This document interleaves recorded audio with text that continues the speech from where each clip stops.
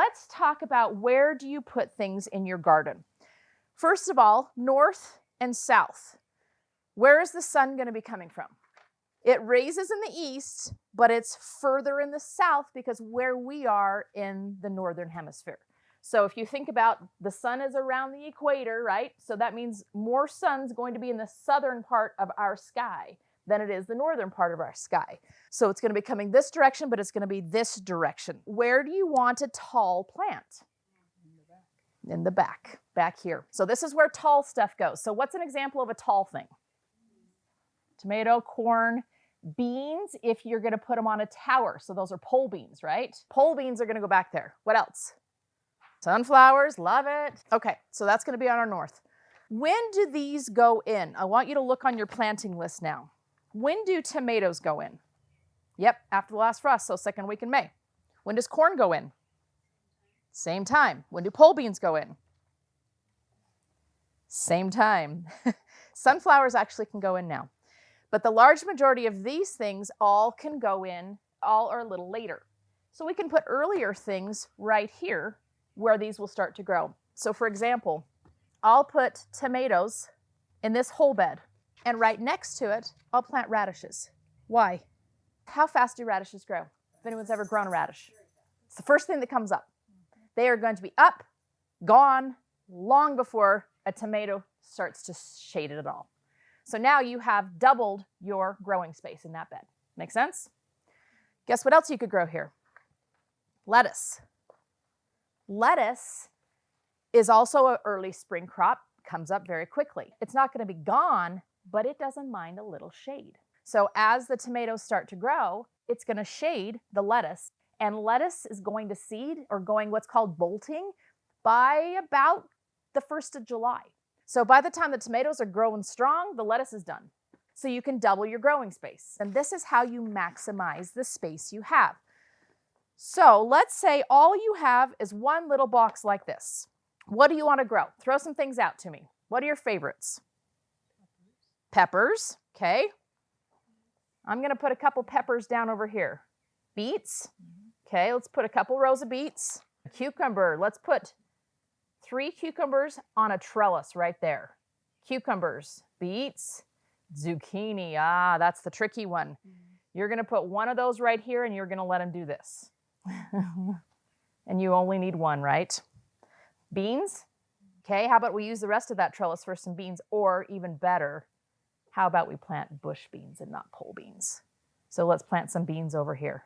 So if this is all you have and we need to take up some space, we'd put some tomatoes here and we'd save that height for tomatoes and use short beans over there instead of using the space. Does that make sense? So you have some options. You could put cucumbers here because they are shorter than the tomatoes, and you could put a whole row of tomatoes. Does that make sense? Again, we're working north to south, tall to short. Good. What else do you like to grow? Do you want any greens? I'm going to do potatoes over here in one of these guys. I'm going to do one of those tall planter, cool looking things that you see, you know, and you put a potato in there and it grows the whole thing down in there. If this is all the space you have. If you got lots of space, put potatoes in the ground. If you don't use them up for potatoes. The other reason I say that is because I could buy a 50-pound bag of potatoes for 20 bucks in October. So I think, okay, if I can buy a 50-pound bag of potatoes for 20 bucks, do I want to use my precious garden space for potatoes? No, because right now, heads of lettuce are like $4 a head. You know, I'd rather use some lettuce space. So I would use lettuce, kale, collard greens, whatever you want. Actually, one thing I always recommend is Swiss chard. The reason I recommend Swiss chard is because it will not go to seed. It's similar to spinach, but it does not go to seed. Spinach is gone in a month or two. Swiss chard will last the entire season. You can plant a second crop of greens in that same exact location and have another crop of spinach in October or September. So keep these areas, but replant them. So I just kind of want to give you some ideas of how to make things happen. Let's do another box. What are some of your other favorites that we don't have on here yet? Onions. Carrots. Okay. I would do carrots like this. And I just read something, actually, it was in that book, Good Gardening for Life. It was actually a funny little book. I was just glancing through it again today. Talks about how there's intensive gardening and then there's commercial gardening or commercial agriculture. In commercial agriculture, I think they said per a 2-foot row, they would grow typically 2 rows of carrots. And an intensive gardener will grow 12 rows of carrots in that same little plot. So that's exactly what I do too. So the carrots, how big is a carrot? Yeah, think about it. How big is a carrot? So that means that's how close you can put them to each other, right? Think about the middle of the carrot, middle of a carrot. That's how close you can put those rows. There's no reason that you need to space them what they say on the back of the seed package. They're often doing that so they can run a tractor between the rows. You don't need to run a tractor between the rows unless you have a tractor, but I don't have a tractor. So I can plant the carrots as close as a carrot can sit to each other. So put them close. What else do you want to grow? You said onions. Onions are a little tricky. You need to get something called an onion set. Super available right now at Home Depot, at all the nurseries, everywhere else. You're going to see my onion sets. They're looking super sad because they just got snowed on, but they're going to be fine. But onion sets, you're going to do a couple of rows of those as well. You can plant onion from seed, but it's not going to be any bigger than a scallion or a green onion by the end of the season. So if you want an actual onion bulb, you need to plant an onion set. Easy, like I said, easy to get right now. Easy to get sets. Pumpkins are going to go in your flower beds in your front yard. And you're going to let them grow up your tree and be super cute. Or you can grow them here, but then you're going to let them do this, right? Because they're going to grow everywhere. So you have to think. You can absolutely grow up. You can grow up something that they can climb up. So you're going to have to train them a little. Tomatoes, cucumbers, squash can all be grown up, but you have to help them. Peas and beans do it all on their own. So how do you help them? Cucumbers, what I do, I'll show you my cucumber thing out here. As the vines get a little longer, I just start to direct them through the holes. So you just have to help them up a little bit. Squash, the same. You just have to help them through the holes. They're not going to find it on their own.